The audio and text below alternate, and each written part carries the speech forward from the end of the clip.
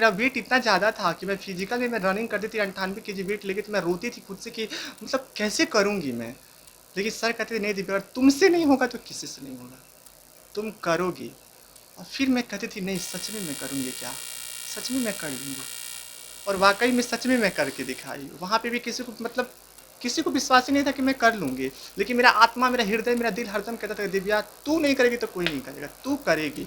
माता पिता का सपोर्ट रहा है इस सफर में? हाँ, मम्मी पापा का तो सपोर्ट रहा है, थोड़ा बहुत रहा है, लेकिन अगर ज़्यादा देखा जाए तो सर का ही सपोर्ट रहा है। और जीवन में कहते हैं, जीवन में जब दर्द दुःख आए ना तो आपका कोई अपना नहीं होता है, कोई साथ नहीं देता है। और दुनिया में कोई अपना साथ आपको देता है तो बस एक ही इंसान है, वो आप खुद हो।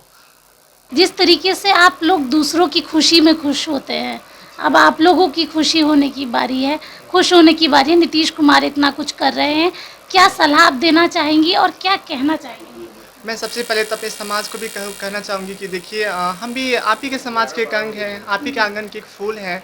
हमें मतलब अपने से अलग मत समझिए और अलग मत बनाइए, क्योंकि हम आपसे अलग नहीं। देखिए हम आपके पास बैठे हैं, क्या हम आपको लगता है कि मैं बहुत अलग हूँ, मैं बहुत डिफरेंट हूँ? नहीं ना। तो आप एक बार हमसे मिलिए, हमसे बात कीजिए, हम ऐसे अलग नहीं हैं, हम डिफरेंट नहीं हैं, हम भी आप ही के समाज के एक अंग हैं। और आप इस तरीके का जो अभद्र टिप्पणियाँ करते हैं, ट्रांसजेंडर, ये सब किन्नर, ये सब मत कहिए। इससे बहुत दर्द होता है, बहुत दुःख होता है ये सब बातें सुन के। हम ना हॉस्टल में रहती हूँ और ना मैं ऊपर से नीचे उतरने के पे 5 बार सोचती हूँ कि नीचे उतरूँगी, कुछ सामान दुकान पे लूँगी, कोई देखेगा तो कहेगा देखो वो किन्नर है, वो देखो हिजड़ा है। ये सब जो सुन के ना मन लगता है कि मतलब अपने आप को मतलब सहन नहीं होता है, लेकिन जवाब भी तो नहीं दे सकते, कितनों को जवाब देंगे। दिव्या का 10 फोन आया, 10 फोन आया, तो हम व्यस्त थे उस समय। तो फिर अचानक हम समझ गए कि जब 10 फोन आ रहा है तो जरूर कोई ना कोई खुशखबरी है। तो खुशखबरी बोली कि पापा मेरा हो गया, ये लोग पापा कहती है हमको। और मुझे गर्व की अनुभूति होती है। तो उसके बाद जब हुआ कि चलो बेटी पढ़ाए, तब उसके बाद दिव्या बहुत मोटी थी, 98 केजी थी। तो हम बोलते थे अरे मुटकी नगर नहीं होगा तुम पेट फाड़ देंगे, और तुमको तुम्हारा पेट फाड़ देंगे, अपने आप को भी खत्म कर देंगे। तो नहीं, फिर रोती थी। उसके बाद जबरदस्ती उसको बैठा के हम समझाते कि बेटा दौड़, दौड़ जाना है, जितना तुम्हारे साथ गलत हुआ है उस सब गलत को याद करो और एक बार दौड़ जाओ। तो उसके बाद आपको विश्वास नहीं होगा कि 38 केजी वेट घटाया इसने। और मैं तमाम उन लोगों को जो इन लोगों को हिजड़ा कहता है, उन लोगों को हिजड़ा कहूंगा जिन्होंने कहा था कि तुम्हारे वजह से माहौल खराब हो जाएगा। जी यार, अपने कम्युनिटी के सभी लोगों से कहूँगी कि आप एक बार अगर घर से बाहर निकले हैं तो जीवन में कुछ करके जाइए। और ये जो समाज में हमारे लिए जो ये बनी हुई है जो बाधाएं कि आप कुछ नहीं कर सकते हो, और किसी भी चीज़ों के पीछे होता है हिजड़ों की तरह ऐसा मत करो, हिजड़ों की तरह ऐसा। तो ये जो मिथ है ना, इसको कौन तोड़ेगा, हम तोड़ेंगे। तो हमको देख के हम सोचेंगे हमारे जितने भी कम्युनिटी के लोग हैं आप आए और आके अब वो भी एसआई बने, दरोगा बने, कांस्टेबल बने, और समाज की मुख्य धारा में जुड़े, अपने जीवन को सरल स्वभाव और सरल जीवन बना के जिए। नमस्कार, लाइव बिहार देख रहे हैं आप, आपके साथ मैं स्नेहा गुप्ता। अगर मेहनत आदत बन जाए तो कामयाबी मुकद्दर बन ही जाती है, और ऐसा ही एक आपको जीता जागता उदाहरण से मिलाने हम आए हैं, और इनका नाम है दिव्या ओझा। सीधे जुड़ते हैं। सबसे पहले आपके नतीजे आ चुके हैं, कैसा लग रहा है दिव्या?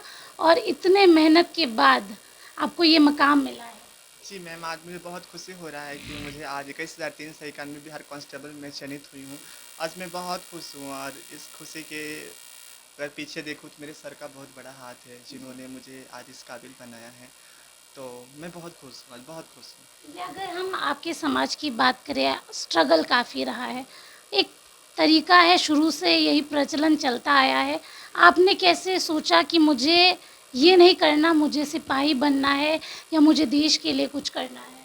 मैम मेरा शुरू से ही नहीं, अभी नहीं, मेरा शुरू से ही मतलब एक ड्रीम था, सपना था कि मैं कुछ तो अच्छा करूँगी।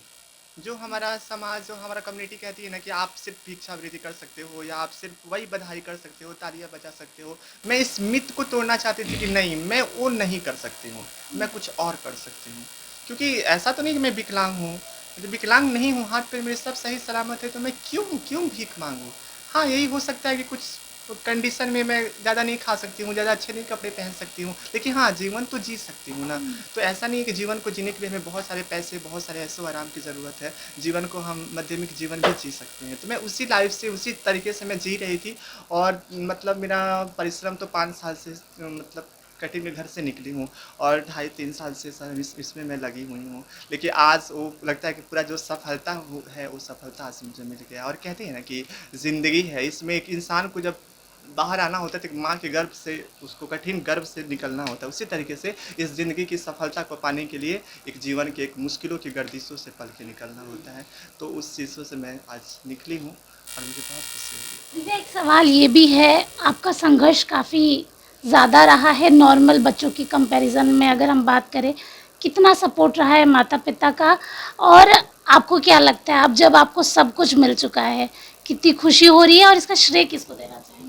इससे तो हमारे सर जी को है और हमारे माननीय मुख्यमंत्री नीतीश कुमार को है, जिन्होंने हमें ये अपॉर्चुनिटी दिया है और सर ने हमें बनाया है। आई फील दैट मैं ये बोल सकती हूँ, सर ने मुझे, अगर नहीं हमें पढ़ाया होता, सर ने हमें वो गाइडलाइंस नहीं दिए होते, सर हमें वो बुक वो सेट नहीं दिए होती, तो हम आज यहाँ तक कैसे पहुँच पाते। हमारी लाइफ तो आप जानती ही हैं कितनी दुख भरी की जीवन होती है। उस जीवन में हम कहाँ से बुक लाते, कहाँ से पेन लाते, कहाँ से रहते, कहाँ से अपने बारे में सोच पाते कि हमको इस जगह तक जाना है। तो सर का उसमें बहुत बड़ा भूमिका है, जो सर ने इसको हमें हरदम मोटिवेट करते थे, दिव्या तुम करोगी, तुम ज़रूर करोगे। मैं भी कहती थी, मैं जब पता है, जब मैं मेरा वेट इतना ज़्यादा था कि मैं फिजिकल में मैं रनिंग करती थी 98 केजी वेट लेके, तो मैं रोती थी खुद से कि मतलब कैसे करूँगी मैं। लेकिन सर कहते थे नहीं दिव्या, अगर तुमसे नहीं होगा तो किसी से नहीं होगा, तुम करोगी। और फिर मैं कहती थी नहीं, सच में मैं करूँगी क्या, सच में मैं कर लूँगी। और वाकई में सच में मैं करके दिखाई। वहाँ पे भी किसी को मतलब किसी को विश्वास ही नहीं था कि मैं कर लूँगी, लेकिन मेरा आत्मा, मेरा हृदय, मेरा दिल हरदम कहता था दिव्या तू नहीं करेगी तो कोई नहीं करेगा, तू करेगी। और मैं कर दिखाई। माता-पिता का सपोर्ट रहा है इस सफ़र में? हाँ, मम्मी पापा का तो सपोर्ट रहा है, थोड़ा बहुत रहा है, लेकिन अगर ज़्यादा देखा जाए तो सर का ही सपोर्ट रहा है। और जीवन में कहते हैं, जीवन में जब दर्द दुःख आए ना, तो आपका कोई अपना नहीं होता है, कोई साथ नहीं देता है। और दुनिया में कोई अपना साथ आपको देता है तो बस एक ही इंसान है, वो आप खुद हो। और आपके गुरु हैं जो आपको उस माध्यम से उस जगह पे लेके जाते हैं। तो इसीलिए इस संघर्ष भरे जीवन में हमारे सर का बहुत साथ रहा और हमने भी अपना मेहनत करी और आज इस मुकाम पे पहुँची हूँ। जी, अगर हम बात करें फाइनेंशियली की, तो आप यहाँ कैसे रहती थी? आपने खुद बताया सर ने आपको बुक्स दिया, तो आपको सर के बारे में सबसे पहले कैसे पता चला और जब आप यहाँ आई तो क्या रिएक्शन था? इससे पहले मैं एक वन स्टॉप सेंटर चलता है OSC करके, वो वन स्टॉप सेंटर जो HIV, हेपेटाइटिस बी इस पे वर्क करती है वो, तो मैं उसमें काम करती थी। LA पे लॉजिस्टिक असिस्टेंट पे मैं वर्क करती थी, यहीं PMCH हॉस्पिटल में। और यहीं पे आती थी, सबको जिसको ये तकलीफ़ें थी उनको दवा कराती थी, उनको इलाज कराती थी, उनको दवा दिलवाती थी और उनको तो उसमें मुझे कुछ पैसे मिल जाते थे। मैं उसी पैसे से, मुझे पता था कि मैं एक ना एक दिन ये फिजिकल रिटर्न निकालूंगी, फिजिकल भी निकालूंगी, तो मुझे पैसे की ज़रूरत पड़ेगी। तो मैं क्या करूँ कि मेरे पास कुछ पैसे हो जाए ताकि आगे मुझे दिक्कत ना हो। मैं उस पैसे को सेव करती थी, सेव करते करते करते कुछ पैसे मेरे पास हो गए। फिर मेरे तब तक मेरा रिटर्न निकल गया। रिटर्न निकलने के बाद जब तक वो पैसे था तब तक काम चलाई, फिर जब नहीं हुआ तो सर से हेल्प ली और ऐसे करते करते आज तक मतलब रिटर्न भी हो गया, फिजिकल भी हो गया, मेरिट लिस्ट भी आ गया और ज्वाइनिंग का प्रोसेस बाकी है। आखिरी सवाल आपसे लूँगी, आप अपने समाज के लोगों से क्या कुछ कहना चाहेंगी? जिस तरीके से आप लोग दूसरों की खुशी में खुश होते हैं, अब आप लोगों की खुशी होने की बारी है, खुश होने की बारी है। नीतीश कुमार इतना कुछ कर रहे हैं, क्या सलाह आप देना चाहेंगी और क्या कहना चाहेंगी? मैं सबसे पहले तो अपने समाज को भी कहना चाहूँगी कि देखिए हम भी आप ही के समाज के एक अंग हैं, आप ही के आंगन के एक फूल हैं। हमें मतलब अपने से अलग मत समझिए और अलग मत बनाइए, क्योंकि हम आपसे अलग नहीं। देखिए हम आपके पास बैठे, क्या हम आपको लगता है कि मैं बहुत अलग हूँ, मैं बहुत डिफरेंट हूँ? नहीं ना। तो आप एक बार हमसे मिलिए, हमसे बात कीजिए, हम ऐसे अलग नहीं हैं, हम डिफरेंट नहीं हैं, हम भी आप ही के समाज के एक अंग हैं। और आप इस तरीके का जो अभद्र टिप्पणियाँ करते हैं, ट्रांसजेंडर, ये सब किन्नर, ये सब मत कहिए। इससे बहुत दर्द होता है, बहुत दुःख होता है ये सब बातें सुन के। हम ना हॉस्टल में रहती हूँ और ना मैं ऊपर से नीचे उतरने के पे 5 बार सोचती हूँ कि नीचे उतरूँगी, कुछ सामान दुकान पे लूँगी, कोई देखेगा तो कहेगा देखो वो किन्नर है, वो देखो घिस रहा है। ये शब्द सुन के ना मन लगता है कि मतलब अपने आप को मतलब सहन नहीं होता है, लेकिन जवाब भी तो नहीं दे सकते, कितनों को जवाब देंगे। तो मैं समाज से यही कहूँगी कि आप इस तरीके का टिप्पणियाँ नहीं करें। मुझे पता है आप बहुत अच्छे हो, हम अच्छे नहीं, ऐसा नहीं कि हम 100 में 100% सही है, नहीं। हमारी भी कम्युनिटी में कुछ लोग हैं जो इस तरीके का चीज़ें कर दी हैं, तो समाज का भी थोड़ा सा मेंटलिटी चेंज हो चुका है। लेकिन हाँ, आप सबको एक तराजू पे नहीं देख सकते ना, कि हर इंसान एक ही जैसा है। आपके भी कम्युनिटी में कोई चोर है, कोई बदमाश है, कोई IAS है, कोई PCS है, कोई SI है, कोई दरोगा, सब कोई का अलग अलग चीज़ है। उस तरीके से हमारे भी कम्युनिटी में सब कोई अलग अलग तरीके के हैं। कोई भिक्षावृत्ति करते हैं, कोई बधाई करते हैं, कोई पढ़ाई करते हैं, कोई सबका अलग अलग अपना जीवन शैली है। तो आप उस तरीके से जिए और अपने कम्युनिटी के सभी लोगों से कहूँगी कि आप एक बार अगर घर से बाहर निकले हैं तो जीवन में कुछ करके जाइए। और ये जो समाज में हमारे लिए जो ये बनी हुई है जो बाधाएं कि आप कुछ नहीं कर सकते हो और किसी भी चीज़ों के पीछे होता है हिजरों की तरह ऐसा मत करो, हिजरों की तरह ऐसा, तो ये जो मिथ है ना इसको कौन तोड़ेगा, हम तोड़ेंगे। तो हमको देख के हम सोचेंगे हमारे जितने भी कम्युनिटी के लोग हैं आप वहाँ आए और आके अब वो भी एसआई बने, दरोगा बने, कांस्टेबल बने और समाज की मुख्य धारा में जुड़े, अपने जीवन को सरल स्वभाव और सरल जीवन बना के जिए।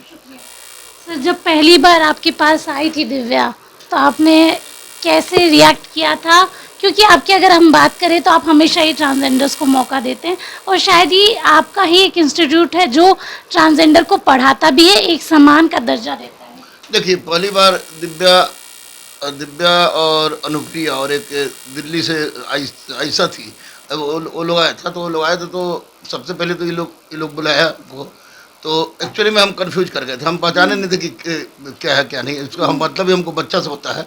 तो ये लोग बुलाए किनारे, तो हमको लगा कि क्यों बुला रही किनारे, तो सर पर्सनल बात है, तो वो पर्सनल बात सामने बोलो, तो बोले कि नहीं आइए ना, तो ये बात बोली कि सर हम लोग ट्रांस हैं, और जहाँ जहाँ कोचिंग गए सब लोगों ने कहा कि नहीं माहौल ख़राब हो जाएगा। तो मुझे भीतर से तो खून खोल गया मेरा कि ये लोग माहौल ख़राब, दारू पी के क्लास लेता है, लोग तरह तरह का बात करता है, बुलेट बांट के अपनी ज़िंदगी चलाता है और दिस दैट करता है, और इनके जाने से अगर माहौल ख़राब हो जाएगा तो महाभारत का माहौल ख़राब हो जाना चाहिए था शिखंडी महाराज के लिए, और महादेव को हम लोग अर्धनारीश्वर कहते माहौल ख़राब हो जाना चाहिए था, हम आगे बेटी को पढ़ाएंगे।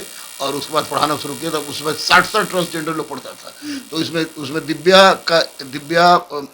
ये मधु का, रोनित का, बंटी का और गुड़िया का, आस्था का, इन लोग को मैंने देखा कि एक चीज़ ज़बरदस्त था, चाहे भागे किसी तरह से क्लास नहीं छोड़ती थी और ना ही टेस्ट छोड़ती थी। तो और बार बार एक ही बात करती थी कि माथा पर लिख दीजिए, काय को सुनते कि आप माथा पर लिखते तो हो जाता है। तो मैंने माथा पर लिखा, जब बाकी लोग रिजल्ट हो गया, फिर दिव्या का रिजल्ट हुआ, तो मुझे बेचैनी हुई कि दिव्या का हुआ कि नहीं हुआ। तो मैंने जब दिव्या का रिटर्न हुआ तो मैंने संजोग से उसी वक्त मैंने कहा कि दिव्या का 10 फ़ोन आया, तो हम व्यस्त थे उस समय। फिर अचानक हम समझ गए कि जब 10 फ़ोन आ रहा है तो जरूर कोई ना कोई खुशखबरी है। तो खुशखबरी बोली कि पापा मेरा हो गया, ये लोग पापा कहती हमको, और मुझे गर्व की अनुभूति होती है। तो उसके बाद जब हुआ कि चलो बेटी पढ़ाए, तब उसके बाद दिव्या बहुत मोटी थी, 98 kg थी। तो हम बोलते थे अरे मुटकी अगर नहीं हुआ तो हम पेट फाड़ देंगे और तुम्हारा पेट फाड़ देंगे, अपने आप को भी ख़त्म कर देंगे। तो नहीं, फिर रोती थी। उसके बाद ज़बरदस्ती उसको बैठा के हम समझाते कि बेटा दौड़ जाना है, जितना तुम्हारे साथ गलत हुआ है उस सब गलत को याद करो और एक बार दौड़ जाओ। तो उसके बाद आपको विश्वास नहीं होगा कि 38 kg वेट घटाया इसने। और मैं तमाम उन लोगों को जो इन लोगों को हिजड़ा कहता है, उन लोगों को हिजड़ा कहूँगा जिन्होंने कहा था कि तुम्हारे वजह से माहौल ख़राब हो जाएगा। और आज मुझे गर्व है कि मैंने इन लोगों को बनाया है। माननीय नीतीश कुमार को बधाई दूंगा कि उनके सहयोग से ये लोग बना है, और मुझे गर्व है। और मैं स्पष्ट रूप चिल्ला कर रहा हूँ कि जितने भी ट्रांसजेंडर समाज के लोग हैं, पैसा रहे न रहे कोई फर्क नहीं पड़ता है। गुरु रहमान का दरवाज़ा खुला था, खुला है, खुला ही रहेगा, और मैं एक क्रांति लाऊंगा और इनके बल से क्रांति लाऊंगा। देखिए, दिव्या ओझा और गुरु रहमान सर अपने आप में ही समाज के लिए एक बहुत बड़ी मिसाल है, क्योंकि जहाँ एक बच्चे को पढ़ने की ललक है तो दूसरा पढ़ाने के लिए तैयार है, और सीधे तौर पे समाज में बदलाव की झलक भी नज़र आ रही है। आप बने रहिए हमारे साथ, तब तक के लिए बहुत बहुत शुक्रिया।